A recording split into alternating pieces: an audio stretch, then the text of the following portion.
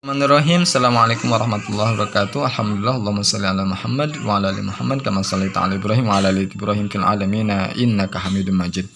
Okay guys, today I'm going to give you the clues for mid semester test next week here we have this book. This is class grade 12 contextual English for you for grade 12 of senior high school. Look, of course, on next week on mid semester test you just study two chapters, chapter 1 and chapter 2. Chapter 1, this is about news item. This is about news item. Okay, and chapter 2, this is about poem, about poetry. Okay, remember, so you just need to read chapter 1 and chapter 2. Nah, in chapter 1, this is about news item. Below are some common parts of newspaper. Di bawah ini adalah beberapa bagian umum dari koran. You have to study about it. Number 1, this is nameplate. Nameplate is what's it? Name, nama dari harian itu. The National Daily. And then next is editorial. Editorial is a point of view, sudut pandang. Because this is opinion. Clear?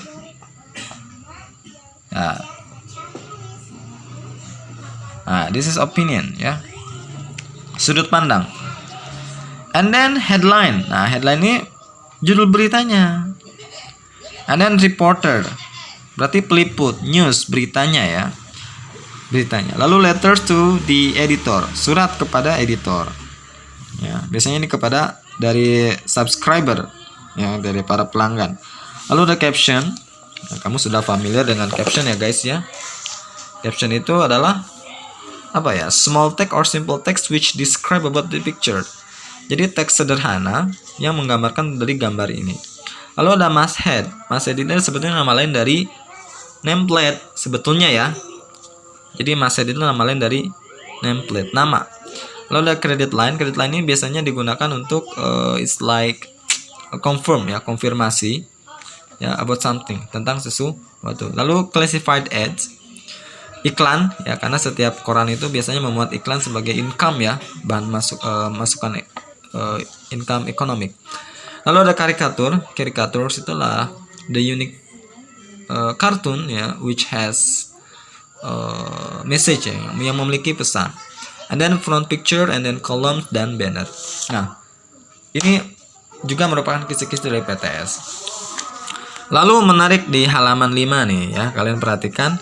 Di sini ada banyak 1, 2, 3, 4, 5 Ada beberapa kolom seperti di sini adalah local attacks, red light cafe.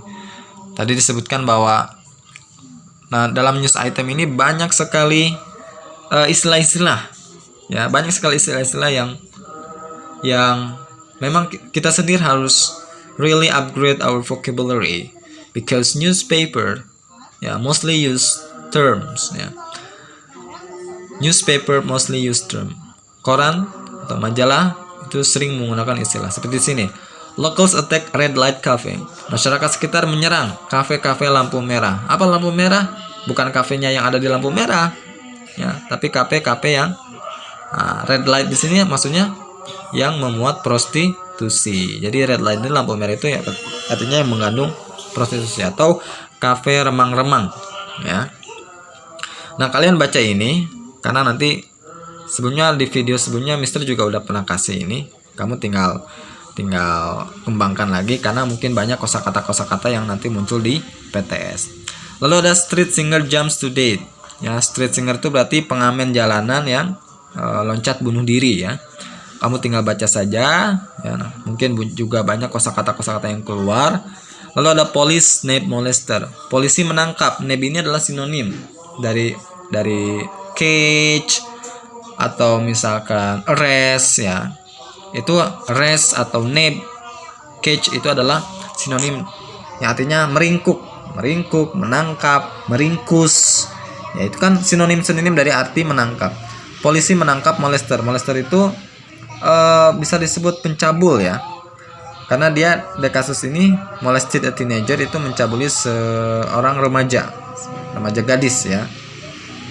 Nah, kamu tinggal baca saja di sini, nanti banyak sekali kosakata yang cukup menarik. Terus kita masuk ke halaman 6. Nah, ini juga kamu harus pelajari. Di sini ada dance itu kepadatan ya. General, umum. Narrow itu artinya sempit ya. Permanen, tahu permanen ya? Permanen itu artinya tetap. Prohibit, melarang. Reject, menolak. Respond, merespon. Silent, diam. Urban, kota ya, lawan dari rural. Kalau rural itu desa. Vendor berarti penjual. Nah, di sini nanti kamu tinggal bahas di sini ya. Ini contoh satu nih. The school regulations students to bring dangerous weapons, but they allow them to have light items such as scissors to cut papers or cutters to sharpen pencil. Di sini allow itu mengizinkan, berarti lawannya pasti prohibit, melarang. Regulasi sekolah melarang siswa untuk membawa senjata-senjata berbahaya, tetapi regulasi sekolah mengizinkan para siswa untuk memiliki item-item ringan seperti apa? Scissors, gunting ya untuk memotong kertas, atau cutter untuk mempertajam pensil. Nah, ini kamu tinggal pelajari saja. Bapak sangat recommend you to translate this space ya, this task. You translate this into Indonesian. At least you upgrade your vocabulary. Tambahkan kosakata kalian melalui kata-kata yang ada pada halaman ini. Nah, terus yang menarik juga pada halaman ke-8 ada word order. Word order atau susunan kata. Kamu harus paham ada subject verb, ada imperson ya. Lalu di sini juga ada, nah ini yang menarik, yang mungkin juga nanti keluar. A beautiful purple Indonesian silk batik. Ya. Ini susunan ini sudah harus kamu pahami. Maksudnya gini, tidak mungkin a batik beautiful Indonesian purple silk, tidak mungkin. Ya. Karena kan awalnya adalah a batik, ya, sebuah batik. Lalu di pertama menjadi a silk batik, ya, batik yang terbuat dari silk, dari kulit. Ya. Lalu Indonesian silk batik. Lalu a purple Indonesian silk batik. Dan yang terakhir adalah a beautiful purple Indonesian silk batik. Ya. Ini juga begitu. Awalnya adalah the statue, sebuah batu. Sebuah patung. Lalu the stone statue, patung batu. Lalu the Buddhist stone statue, patung batu Buddha. Lalu the black Buddhist stone statue, patung batu Buddha berwarna hitam. Lalu ada lagi nanti diperkembangkan menjadi the old black Buddhist stone statue, patung batu Buddha hitam yang kuno. Ya. Lalu ditambahkan lagi the huge old black Buddhist stone statue, dan diperluas lagi menjadi the historical huge old black Buddhist stone statue, sehingga diterjemahkan menjadi patung batu Buddha hitam kuno yang besar dan bersejarah. Nah, ini susunan ini sudah jelas. Jadi diawali dengan tentu noun head, lalu materialnya, lalu religionnya apa, lalu color, lalu age, lalu size, lalu descriptive, lalu determiner. Ya. Selanjutnya di bab kedua ada the power of poem, ya, kekuatan dari puisi.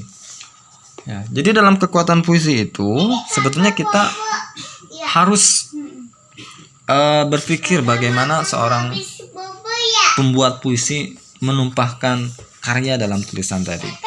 Ya, makanya yang menarik pada bab ini adalah ini. Yang menarik adalah pada bab halaman 36. Di sini ada figures of speech atau majas ya. Yang juga sebetulnya kalian juga mempelajari dalam bahasa Indonesia. Just like in your bahasa Indonesia lesson.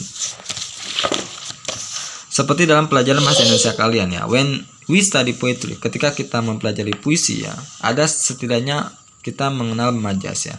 There are many figure of speech. Ada banyak sekali majas. Ada simile, metaphor, personification, irony, and paradox. Kalau simile, nah ini juga sudah dibahas pada video sebelumnya ya. Kalau Bapak main singkat lagi, berarti simile itu adalah membandingkan dua kata yang beda kelasnya dengan konjungsi like. Ya, seperti di sini adalah my love is like a red rose. Cintaku seperti bunga mawar merah. Nah, cinta dibandingkan dengan bunga mawar merah. Ya. Nah, dan dihubungkan dengan like. Atau she is like angel. Dia seperti malaikat. Itu juga merupakan simil. Itu juga merupakan majas. Dia seperti malaikat. Ya. Tetapi kalau Jakarta is like Bangkok, ini bukan simil.